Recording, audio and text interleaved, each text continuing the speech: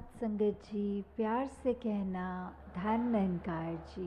तो ये जो मन के भक्ति वाले भाव हैं कि कैसे ये इंसान अपने अंदर के जो मानवीय गुण हैं उन गुणों को हमेशा एक बढ़ाता चला जाए, और अगर इस मनुष्य चोले में आया है, मनुष्य का शरीर लिया है, तो कैसे वो शरीर का एक हमेशा सदुपयोग ही हो। वो मानवीय गुण अगर नहीं है तो होए कैसे। एक इंसान में सिर्फ प्रेम, प्यार, निम्रता, करुणा, दया इत्यादि जो भी अच्छाइयाँ होनी चाहिए, अगर हम मनुष्य बन के आए हैं तो क्या हम में है वो अच्छाइयाँ कि नहीं, इसका हम खुद ही वो सोचें। और किस तरह अपने जीवन में वो लानी है अपने अंदर, वो सत्संग रूप का जो सहारा रहता है, सेवा का, सुमिरन का। और सबसे पहले तो ये बात कि कैसे हम अपना असली जो हमारा एक आइडेंटिटी है, हम असली में क्या हैं, हम कहाँ से आए हैं, कहाँ को मृत्यु के बाद जाना है और अब जीते जी कैसा जीवन बिताना है, जब ये सही सलीका पता हो। ये तो युगों युगों से संतों ने बताया है कि ये बस ब्रह्म ज्ञान ही है कि जब ऐसा ये अनमोल रतन झोली में पड़ जाता है तो फिर यही बात होती है कि हमारा मुख उजला हुआ है और अब हमें वो समझ है कि ये ब्रह्म ज्ञान रूपी दात हमारे पास आ गई है।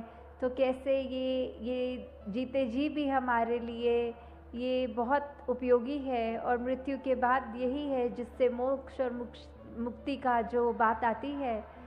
तो दातार सभी पे कृपा करे कि ऐसे ही सेवा, सुमिरन, सत्संग करते हुए अपना जो इस प्रभु परमात्मा निरंकार पे एतबार है ये एहसास करते हुए जीवन जब बिताएंगे तो हम ऐसे कोई अपने आप को स्थिति में नहीं डालेंगे जिसको हम बाद में सोच के ये कहें कि हमने ऐसा उस पल में कर दिया तो ये हमारा ही नुकसान हुआ है।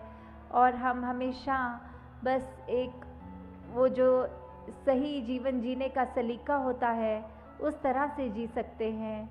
तो आज जिस तरह ये हरदेव वाणी का शब्द है तो उसकी पंक्तियाँ। हाँ जी। भूखा अगर पड़ोसी है तो तू मिल बांट के खाया कर।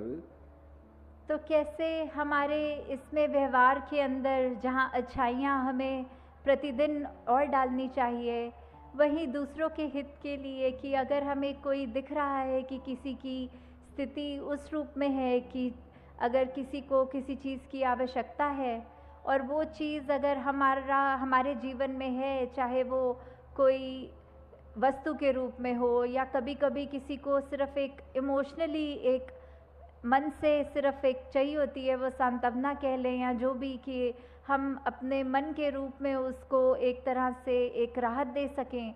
चाहे कोई भी रूप हो जीवन में, किसी के पास अगर कोई चीज़ नहीं और हमारे पास वो है तो हम उसको अगर उसके साथ बांटेंगे, अगर हमारे को तो परमात्मा ने ऐसा दिया है कि हमारा ये भंडार भरे हुए हैं, क्योंकि परमात्मा जितना भी देता है हर एक को वो उसके लिए बिल्कुल उतना ही आवश्यक होता है। ये इसी में ही भक्तों ने शुरू से ही अभी तक भी ये शुक्राना किया है कि दातार तूने जो दिया बहुत अच्छा दिया, जो जीवन मेरे लिए बनाया वो बहुत सुंदर बनाया।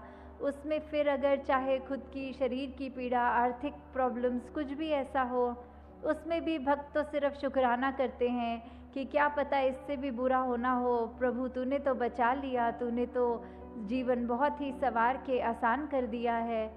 तो ऐसी स्थिति में भी जब हम अपना आराम, अपनी चीज़ें दूसरों के साथ जो हमें और ज़रूरतमंद भी लगते हैं या हमें नहीं भी लगते, फिर भी हमारा किरदार ऐसा बने कि हम दूसरों से चीज़ें जब शेयर करें, एक उस तरह उनको आराम मिले, तो वो जब हम करेंगे, ये मिल बांट के पड़ोसी के साथ जब खाएंगे तो उसका जो एक आनंद हमें मिलेगा वो हमारा जीवन में जो हमको खुशी देगा वो हमें कोई वस्तु नहीं दे सकेगी। वो अपने चरित्र को जैसे जैसे हम निखारेंगे वो हमको एक सेटिस्फैक्शन तभी मिलेगी। हाँ जी। काम तेरा खुद बन जाएगा, काम तू उसके आया कर। तो कैसे किसी के जीवन में हम अगर कोई उसको चाहे मदद रूप के हैं, वैसे संत तो सिर्फ सेवा रूप ही करते हैं, वो एक अहंकार का भाव लेके मदद तो करते नहीं। तो ये अर्पित भाव से, एक समर्पण भाव से जब सेवा करते हैं तो ये भी भाव जो होता है कि हमने किसी के काम अगर तभी आना है अगर हमें कोई अपना फ़ायदा दिखे, तो ऐसा नहीं होना चाहिए। हमें पहले यही देखना है कि दूसरे के लिए ही हमने सहूलत करनी है।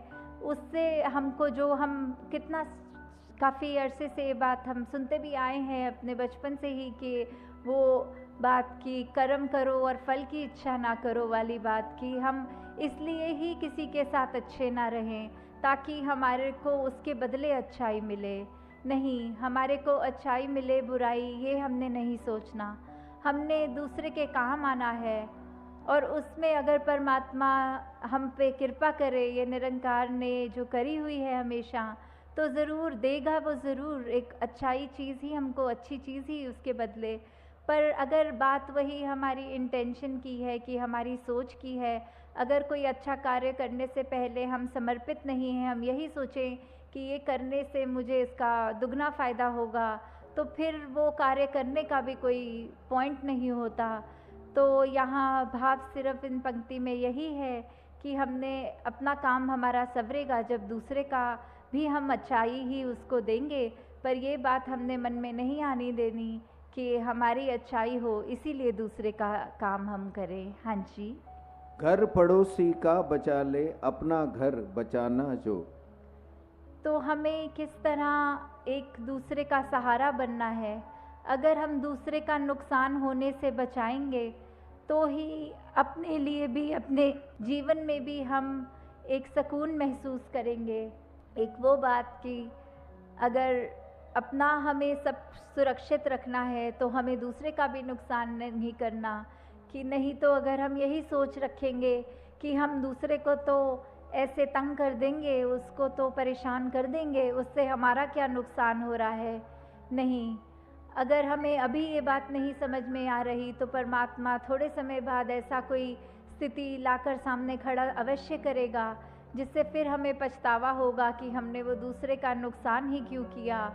तो यहाँ हमें अगर अपना घर सुरक्षित रखना है तो हमें पड़ोसी का भी घर, हमारी ही जिम्मेवारी है वो, क्योंकि ये संसार एक वसुदेव कुटुंबकम की भावना, ये यूनिटी इन डाइवर्सिटी की बात कि हर कोई अपना है। जब हर एक व्यक्ति में ही ये परमात्मा का अंश बसा है तो हर कोई ही श्रेष्ठ है। फिर वो बात नहीं कि सिर्फ मैं ही श्रेष्ठ हूँ और दूसरा श्रेष्ठ नहीं है।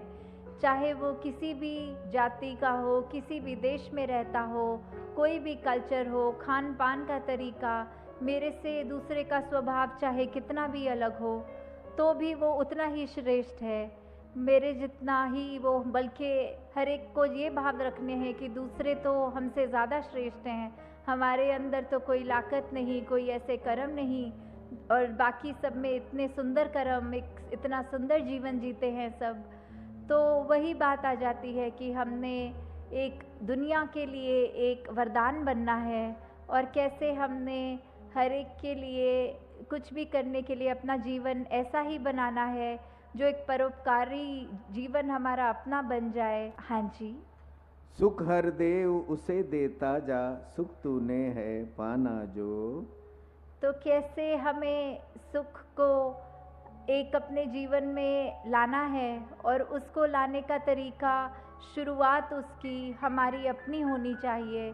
कोई परिस्थिति हमको कभी सुखी नहीं करेगी। किसी भी परिस्थिति में सुखी होना हम पे डिपेंड करता है, वो चॉइस हमारी है। अगर आधा ग्लास पानी एक व्यक्ति के पास है और दूसरे का एक नाशुक्रा हो सकता है बोल के कि ये काफ़ी नहीं है, मुझे तो पूरा पीना था और परमात्मा ने सिर्फ आधा ग्लास ही दिया, और कहाँ दूसरा व्यक्ति उसी आधे ग्लास में कह रहा है शुक्र है परमात्मा तूने इतना तो दिया, वरना मेरे होठ तो बिल्कुल पानी की एक बूंद को भी तरस रहे थे। तो हमने अपने जीवन में क्या करना है, किस तरह की सोच रखनी है।